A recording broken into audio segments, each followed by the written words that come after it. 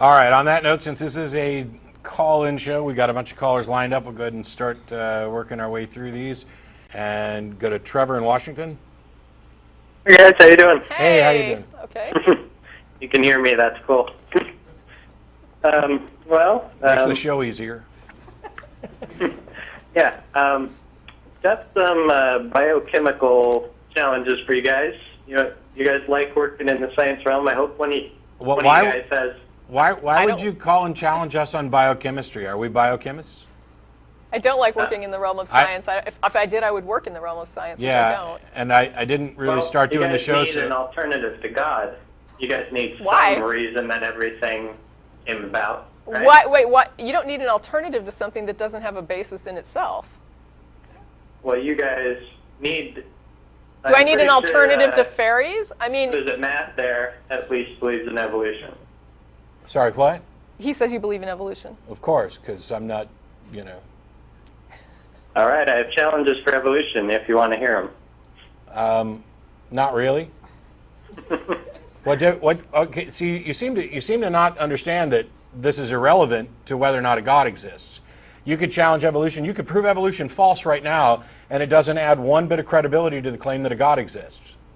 Well, everything has to be here for some reason, and if evolution isn't true, there's really no other reason for everything. That's called an argument from ignorance. And if there would be no other reason, then the answer would be there is no reason for all of this. It wouldn't be God. Yeah, you have to actually provide evidence for your claim. Meanwhile, when it comes to evolution, we're talking about something that is actually backed up by evidence. And if you you're not seeming to if you have let me question it, so no. You guys are ignoring me here. Because it's irrelevant. I'm happy to ignore you if that's what you want to happen. My point that I'm trying to make here is that you're calling an atheist call-in show to offer challenges to evolution, and I don't think there would be nearly as much atheism if evolution was not true. But what you're saying, though, is that more people would be inclined to accept reasonable fallacies, or I guess reasoning fallacies, which may be accurate, but it certainly doesn't add anything to the claim that God is responsible for any of this. It's just simply saying that people would be tricked by a fallacy. I mean, and they probably would be, but that doesn't mean that it doesn't make it an ounce more valid. Well, evolution is a fallacy, and I used to believe it. I actually lost. But it has nothing to do with my God. faith in God because of evolution. That's up to you. I mean, that's ridiculous. First of all, you can say it's not relevant. First of all, if you lost all of your faith in God because of evolution, you had bad reasons. Yes. It's the fact that you believe something for bad reasons or stop believing something for bad reasons doesn't say one bit about whether or not it's actually true. And second of all, I'm assuming that you're going to say that you've since discovered that evolution is false, which means that your ability to process information and determine what's believable is seriously flawed, and you are flip-flopping on big questions, all based on fallacies. I think you guys have a funny thing going here that kind of twists the argument to avoid things you know you can't win. The opposite. The opposite of God is not evolution. Okay. No, but you do need a solution. No, you don't. All this no, stuff exists. You don't. We are not exactly simple beings. You might see an arm and a leg, but it's a little more complicated. You're on hold. There must be some explanation, but the absence of an explanation does not mean that God is true. And just because we don't believe in God does not mean that we must currently have an explanation. Fortunately, we do, because evolution is a fact. Okay, I used to think that.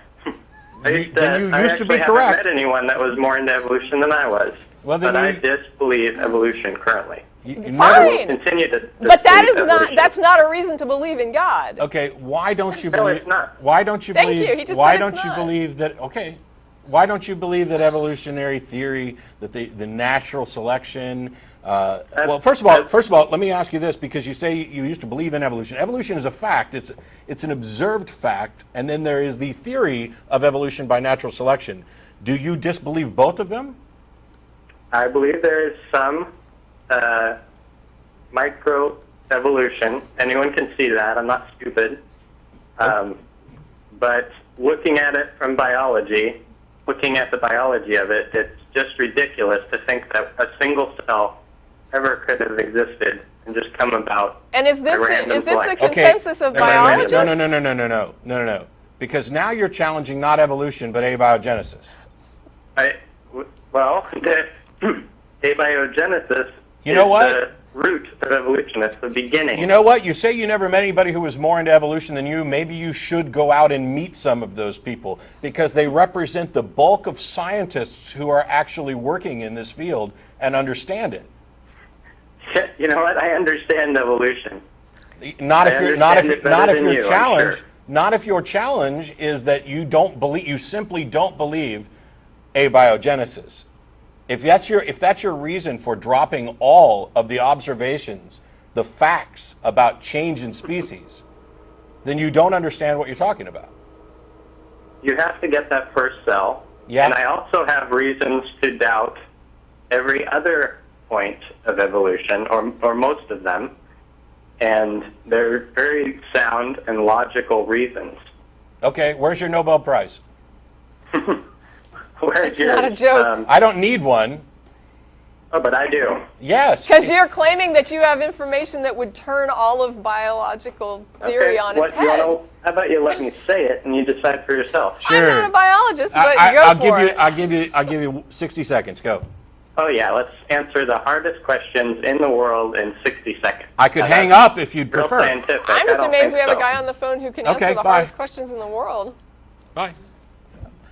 It's not my job to waste as much time on the show as you would like us to waste. I'm sorry that your personal opinions don't match with the established science, but the armchair evolution denier who thinks that he's found the arguments that trump all of evolution, who calls into an atheist show and even after being told that it's irrelevant to the subject of this show, continues on, is an idiot. Why haven't you published? Oh, the scientific community just won't listen to you. 'Cause you're an idiot! How hard was that? We tried to say it wasn't.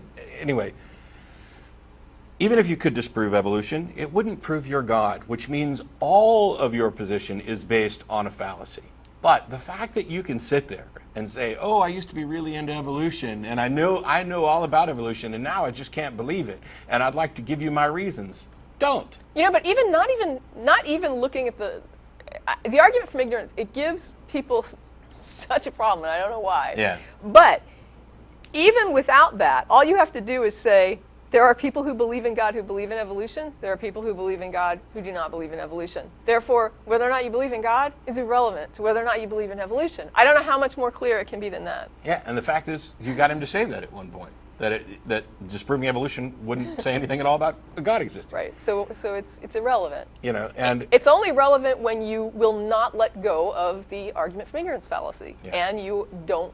If you think that evolution has to be wrong in order for your God to be right, and you don't think that you need to demonstrate why your God is right, why that idea about your God is right, then suddenly this becomes necessary. But you have to buy into a fallacy first of all. And then you have to sit there and say that you know more about biology than biologists, and I don't know why you think that's true. you know, we've taken. And asking us, I mean, you're not, if you want to issue a challenge to biology, you know who you need to talk to, right? And it's not atheists, it's Yeah. biologists. There's a little symbol down there in the lower corner right here, the Atheist Experience. Now, we've talked about evolution before. We've talked about it again. The thing is, I don't want to get, here's what happens.